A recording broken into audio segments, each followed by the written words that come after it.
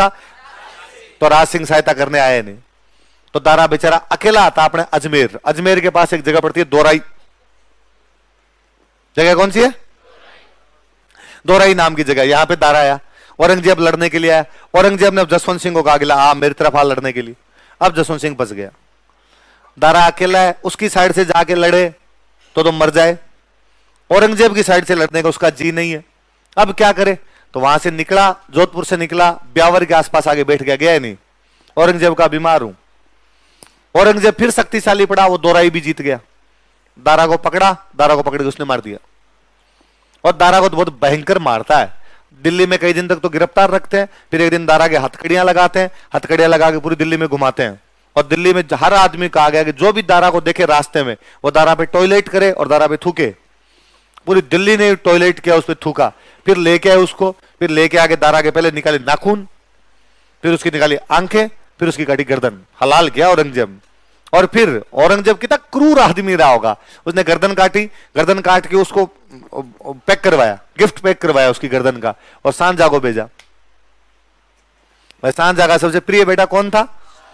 तो कहा मेरे बाप को दिखाओ ले जाके कि जिस बेटे को बादशाह बना उसको क्या। और सांझा को उस टाइम दिखाया जाए जब सांझा खाना खा रहा हो। औरंगजेब बेटा दिल्ली, सांझा आगरा।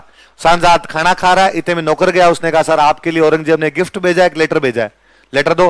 लेटर में लिखा हुआ था कि पिताजी जो भी गलतियां हुई है उनके लिए मैं माफी मांगता हूं, और मैं आपको एक गिफ्ट भेज रहा हूं, प्लीज खाना खाने से पहले गिफ्ट देख लेना।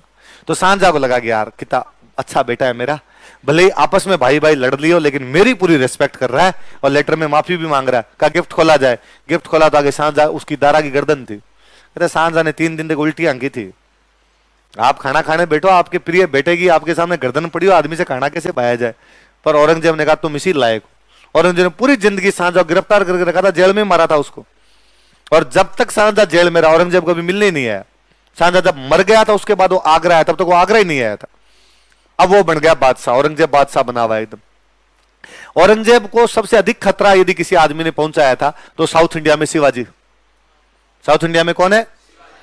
तो शिवाजी को कंट्रोल कौन करे? तो शिवाजी को कंट्रोल करने के लिए उसने अपने मामा जी को भेजा। मामा जी कौन है? शाइस्ता खान को, आगे तू जा। और शाइस्ता खान के हेल्प करने के लिए भेजा जसवंत सिंह। हेल्प करने के लिए किसको भेजा? उसने जसवंत सिंह का जो हो गया वो हो गया, अब अपने साथ में। जसवंत सिंह ने कहा ठीक है। शाइस्ता खान बहुत बड़ा शक्तिशाली सेनापति था। शाइस्ता खान ने जाके पूना के किले पे कब्जा कर लिया। क्या कब्जा कर लिया? पूना के किले पे उसका कब्जा किया हुआ है। और शिवाजी पूना का किला वापस जीतना चाहता पर पार नहीं पड़ रही। जसवंत सिंह गया साउथ में, और जसवंत सिंह ने जाके शिवाजी को मैसेज किया कि पूना वाला किला जीतना है। तो उसने कहा हाँ यार पूरी मन में, तो जीत ले। तो उसने कहा यार शाइस्ता खान बेटा मार देगा कैसे आएंगे? उसने कहा मैं तरीका बताता हूं, मैं मुगलों का सेनापति हूं, मेरे पास मुगलों की ड्रेस है, मैं ये मुगलों की ड्रेस तेरे को दे देता हूं, जितनी चाहिए उतनी दे देता हूं, और तुम मुगलों की ड्रेस पहन के अंदर घुस जाओ, शाइस्ता खान को मार लो। 400 ड्रेस भेजी उसने। एक दिन 400 सैनिकों को लेकर शिवाजी आया और पूना के किले में आ गया। गेट कीपर ने पूछा कौन हो? तो कहा भाई हम तो मुगल फौजी है, यहां से जा रहे थे, रात हो गई तो रुकना है। लगा यार सेना इधर उधर घूमती रहती थी, उसने बेचारे ने अंदर आने दिया। अंदर शाइस्ता खान की छाती पे जाके बैठ गया था शिवाजी। शाइस्ता खान का अंगूठा काटता है, और उसने कहा आज अंगूठा काटा, अगली बार गर्दन काटूंगा। आसपास नहीं दिखना चाहिए पूना के। शाइस्ता खान बेचारा भाग के आया आगरा। पूना के किले पे कब्जा हुआ शिवाजी का, और उसने आगरा आके अपने औरंगजेब भांजे को कहा, औरंगजेब का ये सब तेरे जसवंत सिंह के चक्कर में है। उसको कहां भेजा था? वो हेल्प अपनी नहीं कर रहा, शिवाजी की कर रहा है। पर औरंगजेब को तब अपने मामा पे गुस्सा आया, और उसने कहा मामा आज के बाद तू दिख गया ना मैं टांगे तोड़ूंगा, भाग यहां से। बेइज्जती करवा के शाइस्ता खान को भेजा बंगाल। शाइस्ता खान पूरी जिंदगी बंगाल ही रहा, बंगाल में मरा बापड़ा, वापस ही नहीं आने दिया उसको। अब किसको भेजा जाए साउथ में? तो औरंगजेब ने साउथ में अपने बेटे को भेजा। एक बेटा था, उसका नाम था मुअज्जम। क्या नाम था? जिसको अपने बहादुर शाह प्रथम पढ़ते हैं, बहादुर शाह प्रथम था, उसको भेजा कि जा तू जाके साउथ में रह। मुअज्जम साउथ में गया। साउथ में पहले से कौन बेटा है? जसवंत सिंह। जसवंत सिंह ने मुअज्जम को कहा कि मुगल बादशाह बनना चाहता है क्या? उसने कहा तो तेरे बाप के खिलाफ बगावत करते। तो मुअज्जम साउथ में अपने आप को मुगल बादशाह घोषित कर देता है। अब औरंगजेब के समझ में आई कि इन सब के इन कांड जीते भी और इनके पीछे कौन है। तो उसे लगा यार मराएगा, तो उसने जसवंत सिंह को सीधा सीधा तो कुछ कहा नहीं, ट्रांसफर कर दिया, साउथ से भेज दिया गुजरात। फिर उसको लगा रहे गुजरात जोधपुर के पास पड़ता है और ये जोधपुर के नजदीक रहेगा, तो फिर पंगे करेगा। कल को कहेगा मैं जोधपुर स्वतंत्र है, मैं तुम्हें टैक्स नहीं दूंगा, तो जसवंत सिंह का ट्रांसफर कर दिया काबुल। कहां कर दिया? अब बता काबुल बैठा बेटा तू मेरा क्या कर लेगा।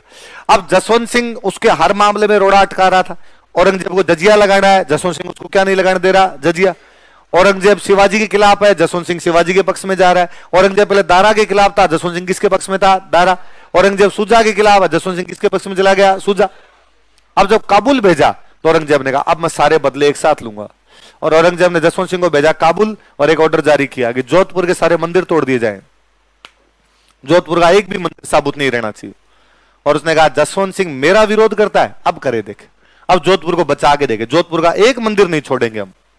अब जसवंत सिंह को यह बात काबुल में पता चली कि मेरे सारे मंदिर टूटने वाले हैं। अब वो बैठा बैठा बाल पकड़े अपने, काबुल से जोधपुर जल्दी आया भी नहीं जा सकता, और उसे लगा मरा दिया यार, मंदिर टूट जाएंगे यार, मैं जनता को जवाब क्या दे पाऊंगा कि यार जोधपुर के अंदर आके बादशाह मंदिर तोड़ गया, बादशाह की इतनी औकात यार अपने।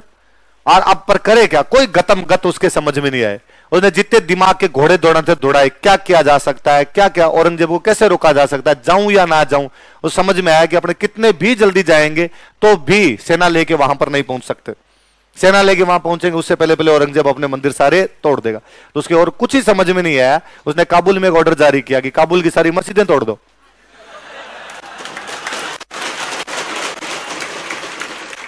और काबुल की नहीं, ईरान तक की एक भी मस्जिद दिखाई नहीं देनी चाहिए। ईरान तक जितनी मस्जिदें, अफगानिस्तान ईरान में सारी मस्जिदें तोड़ दी जाए। यह समाचार मिला औरंगजेब को कि वो सारी मस्जिदें तोड़वाएगा। तो औरंगजेब ने हाथों हाथ अपना मैसेज किया कि प्लीज मस्जिदों के हाथ मत लगा देना, ये कट्टर मुसलमान टाइप के मौलवी टाइप के लोग मेरे फेवर में। कि भाई औरंगजेब ने जो मौलवी टाइप के लोग थे उनको फेवर में किया, कहा दारा हिंदू बन गया इसलिए तुम मेरा फेवर करो, और यदि आज मेरे राज में मस्जिद टूट गई तो ये मेरे साथ नहीं रहेंगे, ये मेरे को हटा देंगे। तो उसने कहा तू तेरी सेना बुला, एक भी मंदिर के खरौंच आया तो भाई साहब मस्जिद नाम नहीं दिखेगा इधर आसपास। औरंगजेब ने बुलाई वापस सेना, तो जोधपुर के बचे मंदिर और काबुल की क्या बची, मस्जिद। फिर ये वही काबुल में मरता है। तो कहते जब ये काबुल में मरा था तो औरंगजेब ने पार्टी दी थी। औरंगजेब ने कहा था कुफर का दरवाजा टूटा है। किसका दरवाजा टूटा? कुफर का मतलब होता मूर्ति पूजा। वे जो मूर्ति पूजा करने वाले लोग थे उनका जो दरवाजा बन के खड़ा था वो दरवाजा टूट गया। ये मरता है 1678 में। कब मरता है? औरंगजेब ने 1679 में जजिया लगा दिया। जब तक ये आदमी जिंदा रहा था इसने औरंगजेब को जजिया